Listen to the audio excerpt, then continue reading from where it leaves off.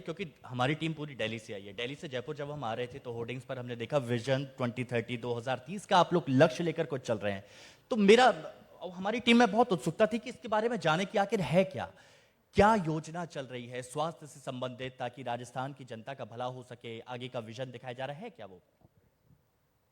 देखिए, विजन 2030 एक प्लानिंग का एक तरीका है। तो आप देख रहे हैं कि अब हम इलेक्शंस में जा रहे हैं, बिल्कुल। लेकिन ऑनरेबल सीएम सर का ये एक विचार है कि हमने अभी पिछले 5 साल में 7 गुना तरक्की की। अब हम आगे 2030 तक 10 गुना तरक्की करें और स्टेट को और आगे और ऊपर कहाँ ले जाना है, इसके बारे में सब लोग बैठकर और चर्चा करें। और मैं आपको बताना चाहूँगी कि लगभग 2.5 करोड़ लोगों ने इस मिशन में पार्ट लिया है। ये केवल अधिकारी गण तक सीमित नहीं रहा। यूजुअली क्या होता है, कोई भी पॉलिसी डॉक्यूमेंट बनता है, प्लान बनता है, तो हम लोग अधिकारी गण अपना वर्कशॉप्स करते हैं और ये बन जाता है। ये एक विजन 2030 एक ऐसा मिशन के रूप में हमारे नेतृत्व ने इसका आह्वान किया। तो हेल्थ डिपार्टमेंट में अगर बताना चाहूँ तो हमारी 50,000 आशा सहयोगिनी हैं। हर एक आशा सहयोगिनी ने कम से कम 100 लोगों से वार्तालाप किया कि 2030 तक आप क्या बदलाव देखना चाहेंगे हेल्थ के क्षेत्र में। तो हमने अपने जो डॉक्टर्स हैं, जो हमारे मेंटोर्स हैं, जो हमारे स्पेशलिस्ट हैं, उनसे ना केवल राजस्थान बल्कि इंडिया के लेवल पे भी लिया और आगे की एक रूपरेखा बनी। इससे अच्छा ये हुआ कि हमने सुना, हमने ये हमारे मन की बात थी और जनता के मन की बात थी जो हमने सुनी। और उन विचारों को जो हमारे पास सुझाव आए, मेरे ख्याल से 1 लाख से ज़्यादा थे, उनमें शॉर्टलिस्ट हुए।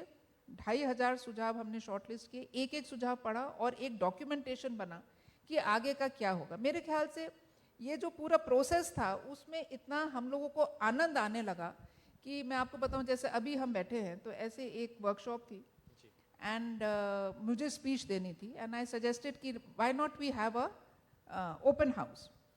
तो वहाँ से फिर बजाय इसके कि मैं एक अपना मोनोलॉग दे रही हूँ, सब लोगों ने उसमें प्रतिभागिता बढ़ गई, सब लोगों ने एक इंटरैक्शन किया और इतना आनंद आया क्योंकि विजन 2030 में हम लोगों ने एक सामूहिक तरीके से उसकी प्लानिंग की और एक डॉक्यूमेंट तैयार किया। जब समय आएगा तो हम उस टेम्पलेट के आधार पर आगे का काम कर पाएंगे। ये एक बड़ी सी हमारी एक शक्ति हमारे पास आ गई, एक प्लानिंग हमने कर दी।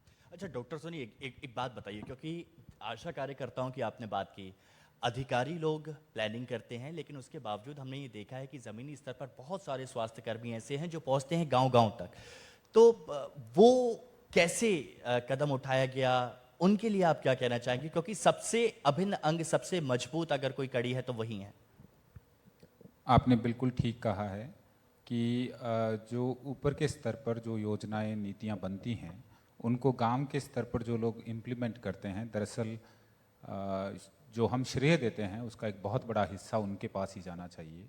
हमारी जो आशाएं हैं जो हमारे गांवों में जाती हैं, आपको मैं चूँकि कई जिलों में जिला कलेक्टर के तौर पे मैंने काम किया, मैं उस अनुभव के आधार पे बताऊं कि जब आप किसी गांव में जाते हैं, वहाँ गांव की जो एएनएम या आशा होती है, आप अचरज मानेंगे कि बस अगर रुकती है और वहाँ से कोई अगर प्रेग्नेंट लेडी उतर भी रही है, वो उसको नाम से जानती है, कहाँ जाएगी, किसके घर जाएगी, इसकी डिलीवरी कब होने वाली है। ये जो पकड़ है, यह पकड़ ही हमारी विभिन्न प्रकार की जो एक्टिविटीज़ हैं उसका सुचारू संचालन करने के लिए बहुत ज़रूरी है।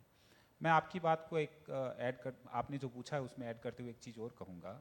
चूँकि इतनी सारी आशाएं हैं, एएनएम है हमारे पास, तो जो विलेज लेवल फंक्शनरीज हैं इनसे इंटरेक्ट करने के लिए हमारे पास एक ऐसा सिस्टम है जिसको हम पीसीटीएस ऐप बोलते हैं। वो पहले एएनएम तक काम करता था।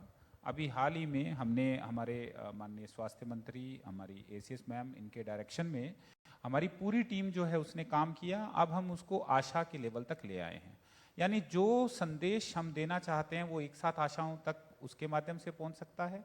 और आशा जो दिन भर में काम करती है उसकी जो फीडिंग है वो उस ऐप के माध्यम से कर पा रही है, जिससे उसका समय बच रहा है, उसको विभिन्न प्रकार के दस्तावेज जो हैं वो उठाने नहीं पड़ते हैं। और इन सारी चीज़ों की वजह से हमें भी एक रियल टाइम मॉनिटरिंग करने में बड़ी आसानी हो रही है। तो मैं आपकी बात से सहमत होते हुए पुनः आपके इस मंच के माध्यम से राजस्थान में गांवों में काम करने वाले प्रत्येक उस व्यक्ति को जिसने चिकित्सा विभाग के लिहाज से प्रत्यक्ष और अप्रत्यक्ष रूप से राजस्थान को बीमारू से इतना प्रगतिशील ले जाने में मदद की है, योगदान दिया है, मैं उन सबको सैल्यूट करना चाहता हूं और कहना चाहता हूं कि आप ही हमारी ताकत हैं और आपके भरोसे हम काम कर पा रहे हैं। अब नव भारत नव निर्माण मंच राजस्थान के मन से शिवराज जी, आप क्या कहना चाहेंगी उन आशा कार्यकर्ताओं के लिए, राजस्थान की जनता के लिए, और जो देश की जनता इस वक्त आपको सुन रही है, राजस्थान के मॉडल को देख रही है, उनके लिए?